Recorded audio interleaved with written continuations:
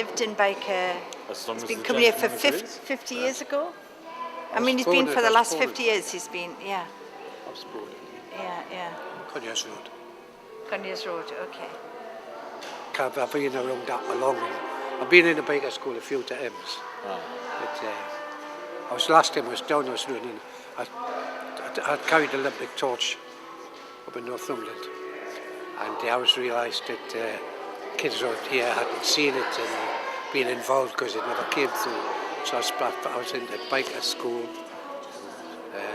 St Lawrence's, Walker School, Yeah. and other schools. What school did you go to when you lived here? The best school that was ever built. That was Victoria Jubilee Is that the one? on Union Road. Is that the one that still exists? No, All right. Union Road, which is just down here. What Very happened to the top. building? Got pulled down in 1975, I think it was. But a big stone building and fantastic, beautiful school. Oh, really? What a shame it It got was pulled home down. for, it was home for me when I was a kid because teachers looked after you. We were always hungry, always hungry. We even had, before clubs were, after school clubs were invented, they had luncheons, school dinners on during the summer holidays, them days. And we were always starving the kids. So we went for 5 pence, 5 old pennies, and had our lunch. My mother was worked at the school dinners as a server, so I was going extra help with potatoes. Did well, lived well on it. It's been a good life. I've been involved with Baker all my life, and I run the Boys Brigade up here from this church up in the community centre. I've been involved since I was 6 with the Boys Brigade. Just so they said there about the Everybody had- Tatler. The Tatler girls. Did you ever see the Tatler girls perform? If I see it on here again, I'll see. Yeah. I knew a lot of girls in Baker. Some bonny lasses.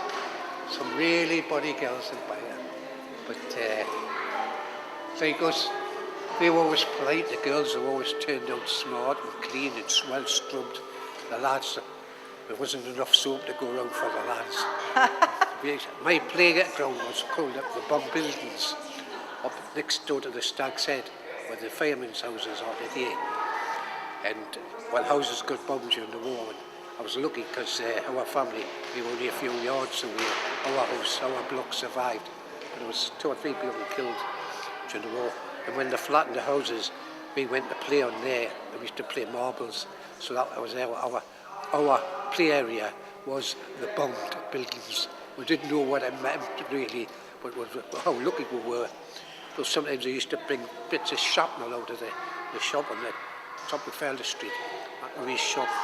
We used to dig with a penknife and dig bits of shrapnel, metal out the older lads, and they said, "Hey, what bits of bombs?" And we were just living a few yards away, just missed us.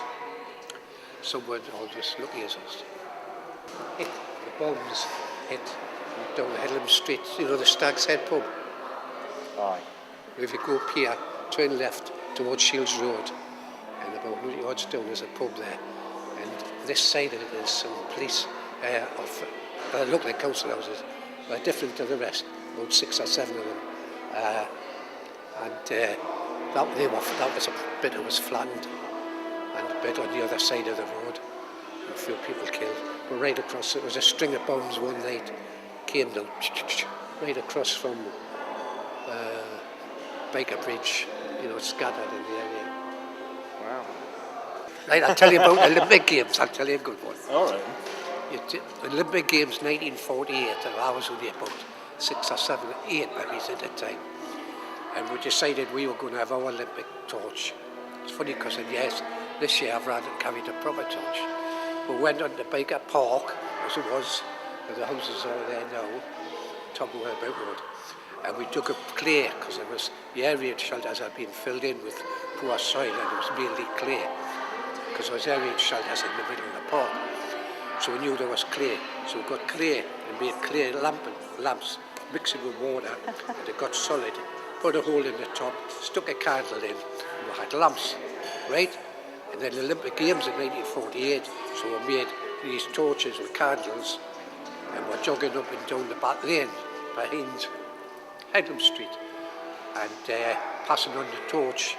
And I don't know how we found out about it. It must have been in somebody's newspaper or the radio. There's no telly. And then a policeman came round the corner and nabbed a lot of us.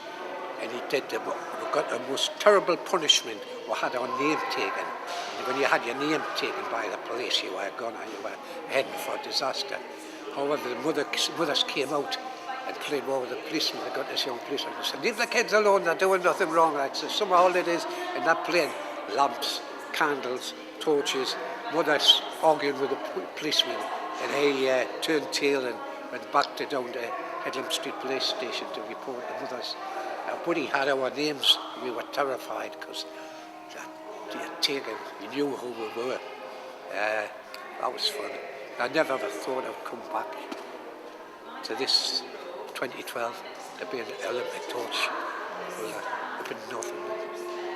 But my memories of history and biker are fantastic because I've just had, in the Boys Brigade, year after year, different kids come in and kept a record of their names and addresses. And I've got it, the most famous one was a spy.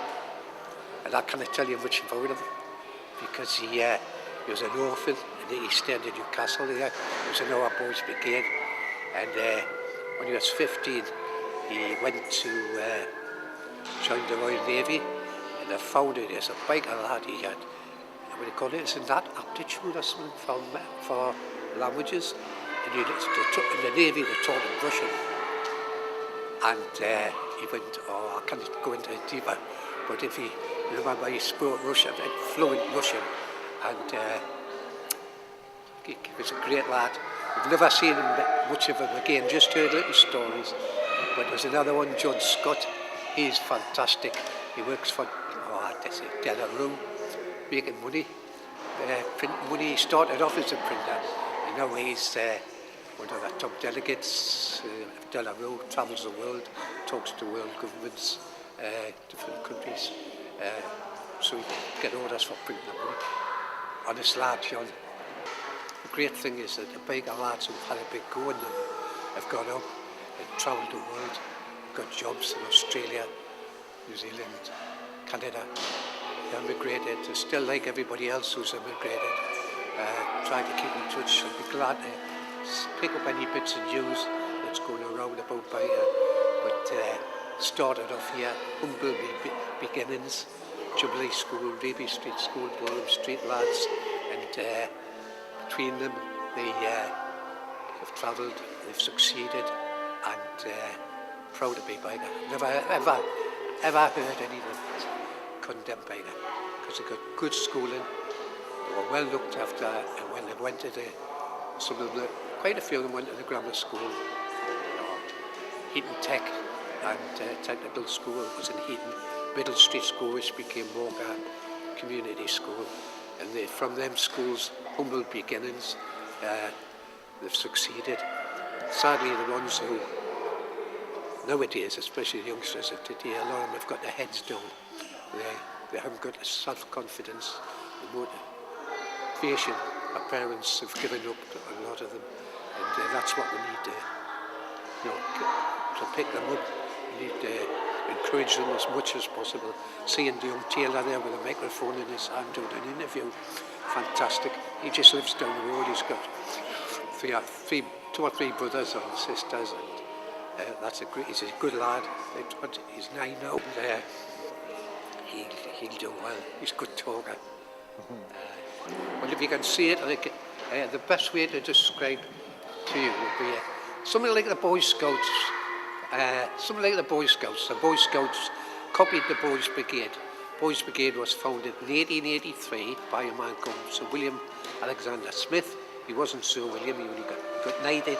He would have been a lord if he had lived where he burnt himself to death. Not burnt himself to death, worked himself to death. Working for youth work as a Scotsman in Glasgow, and he started the Boys Brigade. This Boys Brigade here in Bega started in 1895. It's been running ever since. Oldest youth organisation in the North East here. And we're a religious organisation, but spread Christian message, but at the same time we've ran football, cricket, swimming, golf, name it, canoeing.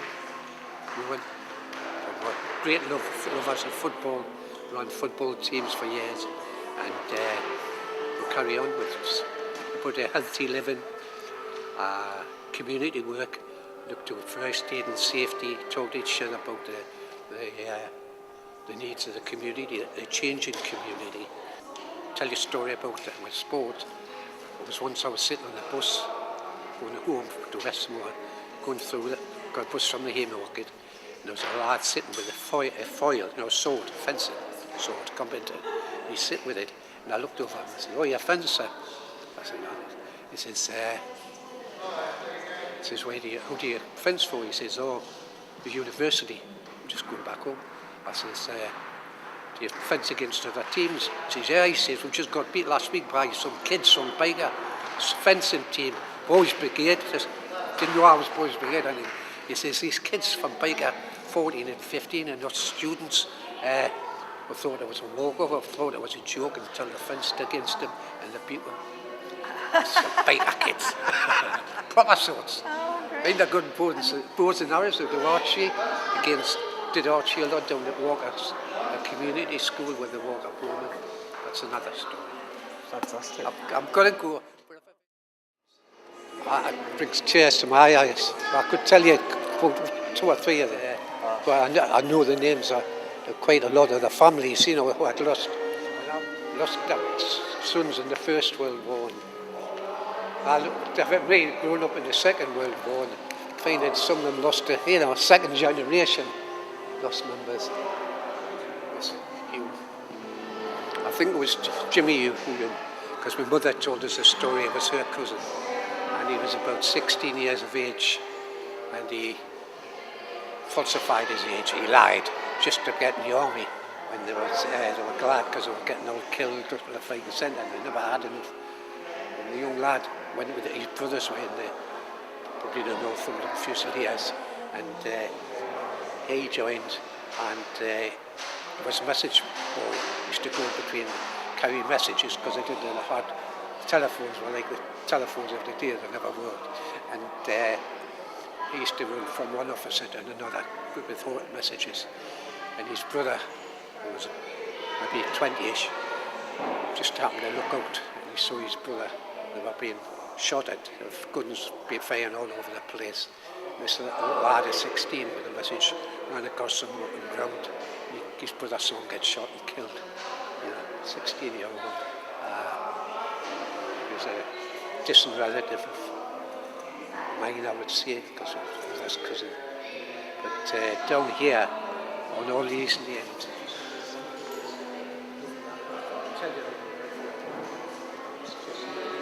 it's hard for me. So did you know quite a few of these people? Oh no, I didn't know any. It was just the families. These died in the First World War. Let's face it, which finished. It was 1914 to 1918. I was born in 1939, but I grew up with the next, we would say, the next generation or so. Or my mother knew a lot of them, right? And then I went to work at Parsons, Parsons in engineering as an apprentice, and there was members of their families who had survived the First World War, and I worked with them, and they would tell you when you pushed them a little bit, they would tell you a little bit about what they had been through, but most of them kept quiet. They never ever told about the shooting, the killings and whatever. They just spoke with sadness about the waste of life and the people that had died. And looking here, familiar names amongst the people that the old Biker people, Bagnells who lived in Biker, they moved to Heaton. There was a baby in the Headland in Headland Street. It's just going through the bays of the road. The Burns, there was a lot of Burns people. Because you got when Biker was built in the 1890s, 1880s, 1890s, a lot of people moved down here from Scotland, so you get Scottish names coming, the Burns people. In fact, my grandmother, my father's mother, she was from, their family were from Scotland, they were Burns, so I know that. Derby, there's two, what's the family, Derby, one lived around about Shipley Street area, another lived down Scarborough Road, might have been the same family, just cousins and so on, moved on. Yeah. Lumsdens, big family of Lumsdens, down Walker, in the Walker, St Lawrence, what do you call it, Manchester area. But of course people moved as the families grew. It was like going to heaven when you moved from Bega, when you were on one bedroom, if you're very lucky and you had 2 bedrooms, you may be 6 or 7 kids. But if you got a council house, well, that was everybody's aim was to get a council house. And some of them moved down into, as the 1930s, the houses in to Manchester and Walker area. People moved out to there and got 3 bedrooms, and that was fantastic. Move. My case, when I was by 1954 or 5, I lived at top of Hedlam Street, and we were overcrowded, but we got a house at Long Benton, and that was to go there and have a bathroom and an indoor toilet, and go upstairs to bed. It was just like winning the pools in them days. That was the dream of winning the football pools in 1950, and we thought we'd won the pools because we've got a council house. We're posh then. People forget how we've moved on, thank goodness. Not everything's worked out well, but I think in general you can see we've got to be proud of our ancestors, of what they put up with and what they fought for and argued for, and that's it, and argued for and voted for and stood their ground, and eventually we've got, people are living a much healthier life than they ever done.